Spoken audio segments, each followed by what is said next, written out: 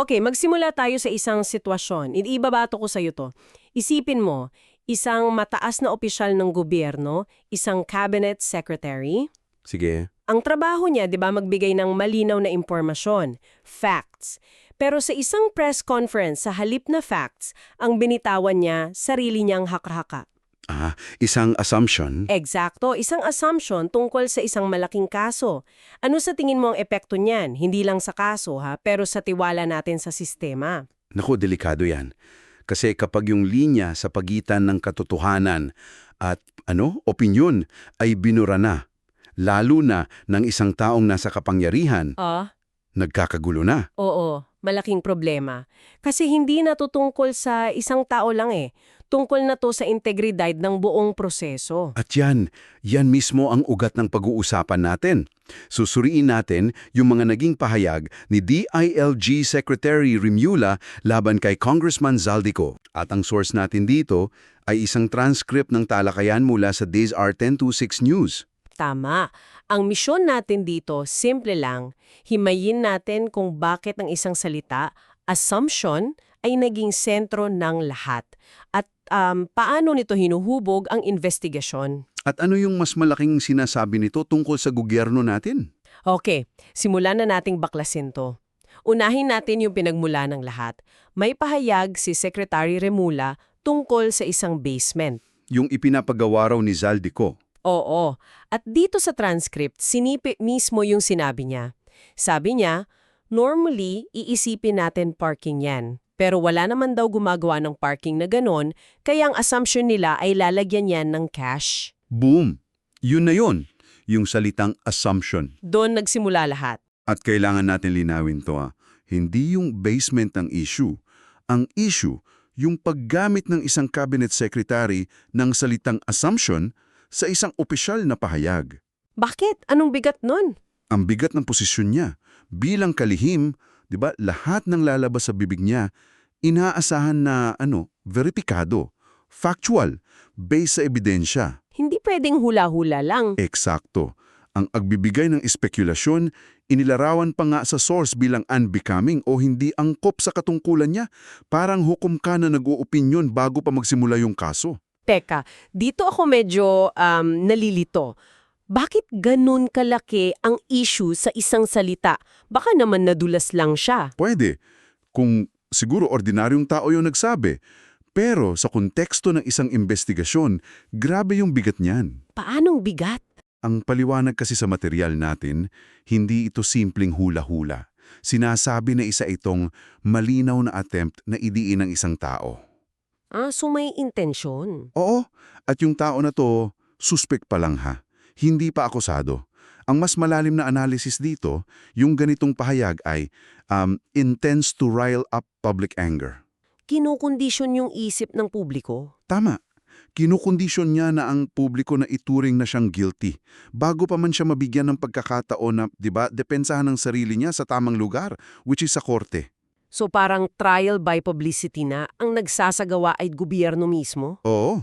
At maganda koneksyon yung sinabi mo tungkol sa korte. Bakit? Payo natin maihahambing. Kasi sa isang paglilitis, bawal yung leading questions, di ba?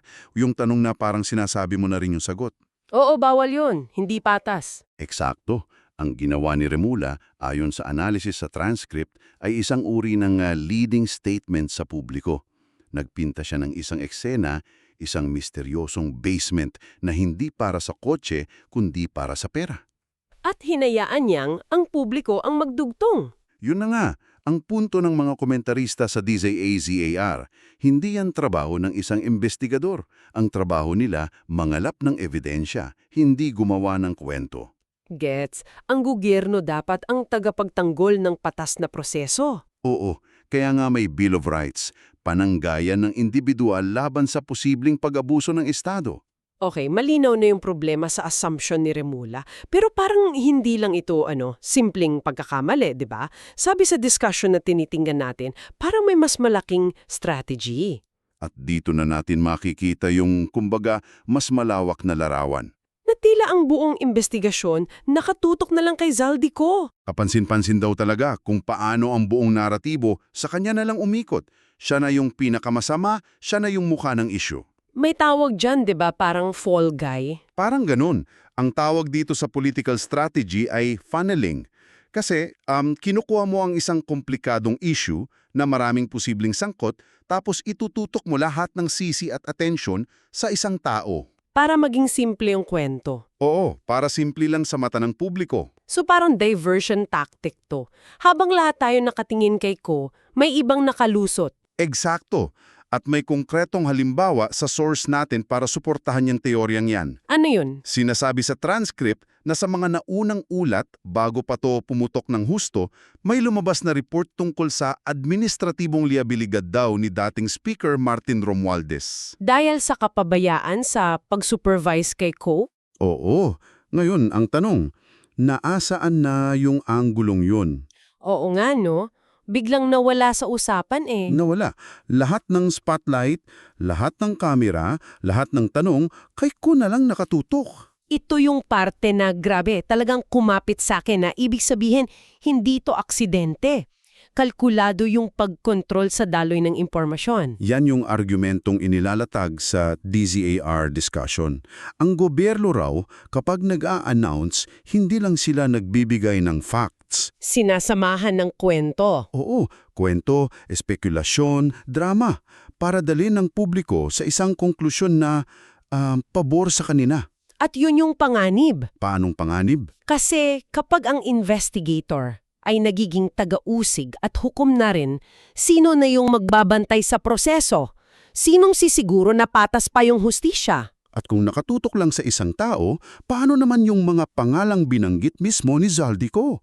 Dito lalong nagiging komplikado. Ito na. Kasi ayon sa transcript, pinangalanan niya ang Pangulo, ang unang ginang at si dating Speaker Romualdez. Ang tanong sa DZAR, bakit parang bingi ang gobyerno dito? Dito na pumapasok yung tinatawag sa source na posibleng code of silence. Code of silence. Oo. Ang nakita ng mga analyst, kakaiba yung reaksyon ng gobyerno. Sa halip na sabihing, sige, iimbestigahan namin yan. Ano yung naging tugon? Pagtatanggol? Pagtatanggol. Agad-agad, dinepensahan, na parang sinasabing imposible silang masangkot. Pero, teka, baka may legal na basehan. Halimbawa, yung Pangulo, may immunity siya, di ba? Dito nagbigay ng isang napakahalagang paglilinaw sa ating source. Oo, tama, may immunity from suit ang Pangulo. Hindi siya pwedeng kasuhan. Tama, habang nasa pwesto. Pero, at ito ang malaking pero, hindi siya immune from investigation. Magkaiba yun. Magkaibang magkaiba. Pwedeng-pwede kang mag-imbestiga, mangalap ng ebidensya. Kung may makita kang matibay na basehan, pwedeng gamitin yan para sa impeachment. O kaya, itabi yung ebidensya. Itabi mo at isampa yung kaso pag bumaba na siya sa pwesto. So, walang legal na hadlang para mag-imbestiga. Yung pagpili na huwag gawin ay isang desisyon. Yan mismo ang punto. At kapag pinili nilang huwag mag-imbestiga, lalong lumalakas yung hinala ng publiko na may tinatago. May itinatago. At yung analogy na ginamit sa source, sobrang lakas. Para daw itong mafia na may code of silence. Umerta. Yon. Ang teorya, nagpoprotektahan sila. Kasi alam nilang kapag may isang bumagsak at nagsalita, Baka maging domino effect. posibleng gumuho ang lahat. Kaya yung pagprotekta sa kasamahan, pagprotekta na rin sa sarili. Grabe yung implikasyon niyan. At para patunayan kung gaano kabigat to, may isa pang detalye sa transcript na nakakabahala. Yung tungkol kay Congressman Libiste, Oo. na tila nag-aalangan siyang magsalita ng buo. At ito'y mahalagang bahagi ng diskusyon. Sinasabi raw ni Congressman Liviste na kung may mangyari sa kanya, may inutusan na siyang maglabas ng informasyon. Isang insurance policy. Yun! At yung simpleng pahayag na yan, ang dami ng sinasabi. Nagpapakita yan ng takot. Na hindi ito simpleng issue ng pera lang. Oo, ipinapahiwatig nito ng may elemento ng panganib. Anong sinasabi niyan tungkol sa sistema natin? Kung ang isang mambabatas mismo, kailangan pang gumawa ng ganoong hakbang para lang magsalita. It paints a picture of a chilling effect. Sobra! Kasi kung ang isang kongresista takot, ano pa kaya yung mas maliliit na empleyado? o mga ordinaryong testigo. 'Di ba? Mas pipiliin na lang nilang manahimik para sa kaligtasan nila. At kapag lahat tahimik, yung katotohanan ang unang namamatay. Ipinapakita nito na ang mga sangkot, hindi basta-basta, makapangyarihan. Oo, may kapangyarihang magpatahimik, literal man o metaphorical. Mula sa isang assumption, napunta tayo sa code of silence at chilling effect. Ang lahat ng ito nagdudulot ng pagdududa. At dito tayo dadako sa siguro pinakamahalagang aral. Para sa lahat. Lalo na sa gobyerno. May isang napakalakas na pahayag sa source. Never dapat nating ina-assume na ang publiko ay bobo. Ito yung sentro ng argumento para sa transparency. Sa panahon ngayon, lalo na sa bilis ng impormasyon, mali na isiping kontrolado ng gobyerno ang lahat. Hindi na nila hawak yung buong naratibo. Hindi na, sabi nga sa material natin, the government does not have a monopoly on expert opinions. Kahit anong sabihin ng gobyerno, libo-libo sa labas ang may kakayahan suriin yan. Paano yan nangyayari sa praktikal na paraan? Isipin mo, pag naglabas sila ng isang dokumento, may mga abogado sa social media na susuriin yan agad. May mga accountant na titingin sa numero. May mga engineer na kokomento sa mga proyekto. Eksakto. Ang publiko hindi na pasibong tagatanggap lang ng impormasyon. Aktibo na, nagtatanong, sumusure, nagbabaklas. Kaya kung ang gobyerno magsisinungaling, Hindi na tanong kung mabubuking sila, kundi kailan. yun na yun. So yung dating playbook na kontrolin lang yung mikropono, hindi na gumagana. Hindi na ganun kadali. Ang payo na lumabas sa diskusyon sa DZR, simple pero mahirap gawin. Laging isipin na matalino ang kausap mo. Respetuhin ang audience. Oo.